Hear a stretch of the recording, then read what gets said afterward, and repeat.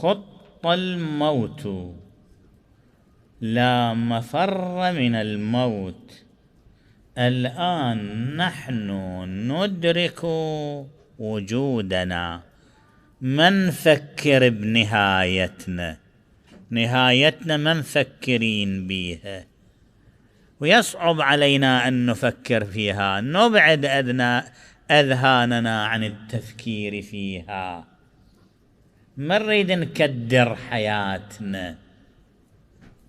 إذا نريد نفكر بالموت يعني نحسبها نكدر حياتنا، لا، خطة، فكر أنه أنت ما عندك بقاء، أنت جاي راح ياخذوك، هذا شيء لا بد منه. خط الموت، خطة يعني كتب. الكتابة شلون يقول؟ كتب عليكم شنو؟ الصيام. كتب الشيء الذي يكون من القوانين الإلهية الثابتة يعبر عنها بكتب.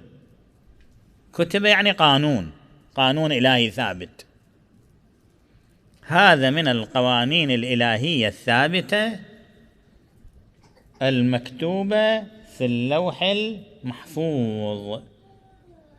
خط الموت، كتب الموت، الموت كاتبي، قانون لا مفر منه على ولد آدم.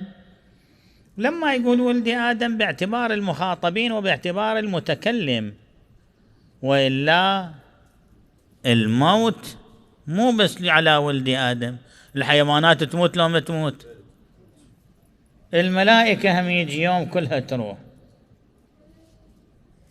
ينادي المنادي ويجيب نفسه: لمن الملك اليوم؟ لله الواحد القهار.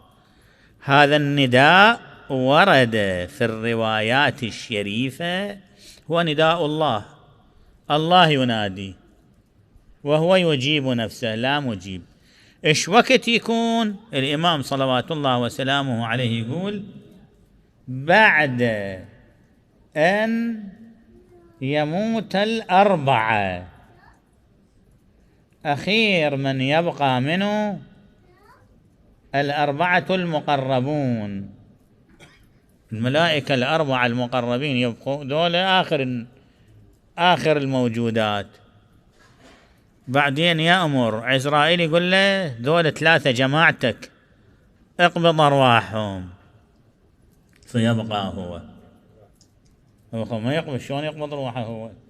فيأتيه النداء الإلهي: مت، خلص اتهم روح، ينتهي كل شيء. فيأتي النداء: لمن الملك اليوم؟ يدوي في السماوات والأرضين: لمن الملك اليوم؟ فيجيب نفسه: لله الواحد القهار. خط الموت على ولد آدم، على الجميع، الكل يموت، لكن باعتبار المتكلم يريد يبين لهؤلاء أنه أنتم شنو مصيركم؟ ما حد مصير البقاء،